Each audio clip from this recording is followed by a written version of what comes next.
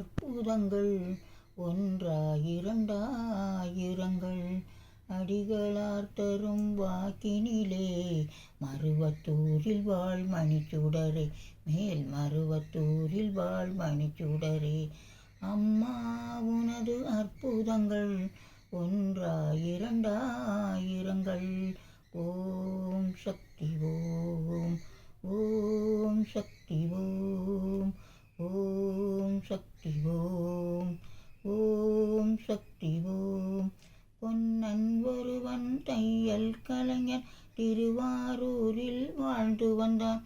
அவன் மேல்மருவத்தூர் வரைபடம் தன்னில் சுவரில் மாட்டி வணங்குகின்றான். குங்குமம் அங்கே குவிந்ததம்மா, குங்குமம் அங்கே குவிந்ததம்மா, அவன் குடிசை கோவிலாய் மாறுதம்மா. கிண்ணத்தில் தீர்த்தம் கிடைக்குதம்மா, அது குறையா வண்ணம் சுரக்குதம்மா.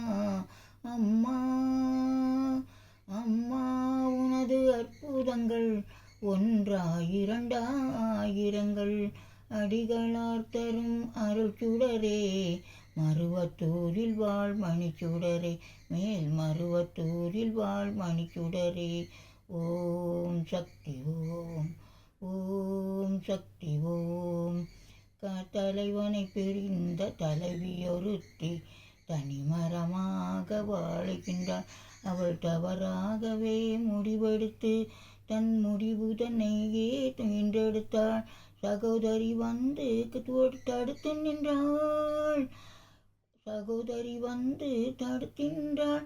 மேல் மருவத்தூர் மந்திர நூலை படிக்கச் சொன்னாள். மனம் மாறிய கணவன் கரம் பிடித்தான். அம்மா உனது அற்புதங்கள் ஒன்றாயிரண்டாயிரங்கள் நல்லாட்சி புரியும் நாயகன் புருவன் பொள்ளாச்சி நகரில் நடந்ததம்மா. நல்லாட்சி புரியும் நாயகி உனது லீலைகள் பொள்ளாச்சி நகரில் நடந்ததம்மா.